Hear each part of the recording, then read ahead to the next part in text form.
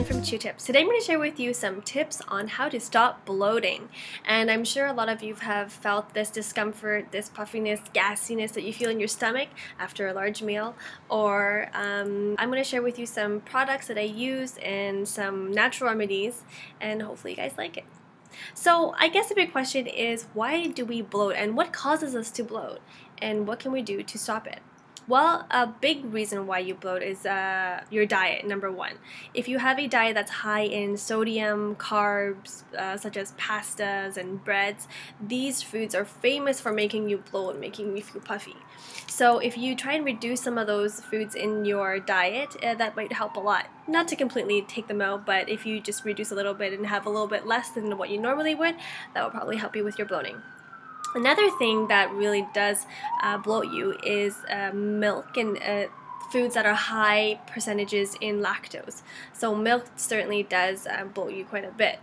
There are things like chewing gum, which you probably are wondering, why would chewing gum make me bloat? Well, when you're chewing gum, you're also probably talking and you're inhaling lots of air. And smokers also probably experience this too, because when you're smoking and when you're chewing gum, you're talking, you're also swallowing a lot of air, which creates gas in your stomach, which makes you then feel puffy and bloated. So if you can, if you do get bloated quite a bit, those are some of the things that you might be doing that you could possibly reduce a little bit, and hopefully that does stop you from bloating a lot. Now, the exciting thing is a couple of products that I'm going to share with you, some natural remedies I'm going to share with you that I love to help relieve bloating. And the first one is peppermint tea. And this is the one that I use. It is organic peppermint tea, traditionally used in herbal medicine to aid in digestion. And it says that right on the box. So it certainly does help, and I've used this many times, and it's organic, and it's really yummy to drink anyway. So I love peppermint tea, and it keeps your mouth fresh on top of that. This is what I take after a big meal, like after a carby meal, and I feel like, oh my gosh, I'm so bloated, I'm gassy. I take a cup of, boil a cup of peppermint tea and drink it, and I feel so much better instantly right after. So that's something that you can try to help with bloating. Another thing that I use on a daily basis, and it's good for women, is taking a probiotic. And what I take is the Health Balance Multi-Strain Probiotic.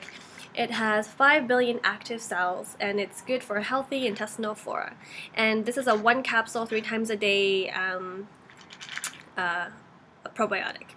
So 1 in the morning, 1 for lunch, and 1 for dinner. And my intestines feel good, and if things are moving along, I don't feel bloated. Probiotics are really great, and you'll find them in yogurts too. One thing that I have come to learn recently that has really helped with bloating is apple cider vinegar.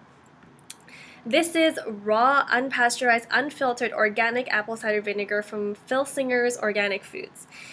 And so what you do with this is you take 2 tablespoons of apple cider vinegar in a little bit of water, and maybe a cup of water, and take it half an hour before you eat your big meal. So if you're going to have a nice, delicious carby meal like we all love, or you know you're going to eat a lot of bread and lots of carbs, take it half an hour before you eat, and you'll feel, after your meal, you'll feel instantly different. You won't feel normally bloated. What it does is the apple cider vinegar breaks down the food, and so then it just kind of easily passes along the body through your intestines. And it's organic, and you don't want to take it too often because it's acidic. So you want to take it when you need to, not all the time. And apple cider vinegar is also good for the immune system too. They say that it helps with colds, and if you do get cold sores or you do get sick often, apple cider vinegar does help. So not just for indigestion, it's good for other things like your immune system. So lots of pluses. Some of the things that I want to share with you, what you should do and what you shouldn't do to aid in stopping your bloats and your gassiness. And so one of the things that you should not do is skip your meal. So if you have breakfast, lunch, and dinner, you don't want to have, your breakfast at lunchtime, or you don't want to have your lunch at like 4, or you want to keep on a schedule, and you want to make sure your body is used to having certain foods at certain times, and in between those times you should be having, you know, light snacks like, you know, fruits, veggies, or nuts or something like that. And oh, it's easier said than done. I know. It happens to me too, so it's hard for me to stay on track all the time. But if you can, that will definitely help you with your bloating. Some of the things that you should also not do is talk and chew, like I said before. When you're talking and you're chewing, if you're eating a big meal and you're talking at the same time and you're swallowing it and you're not really chewing your food thoroughly, it just kind of clumps up in your stomach. It's going to be harder for your body to digest it. So chew your food, and make sure you try not to talk too much and inhale a lot of air when you're eating, and that should help you with your bloating.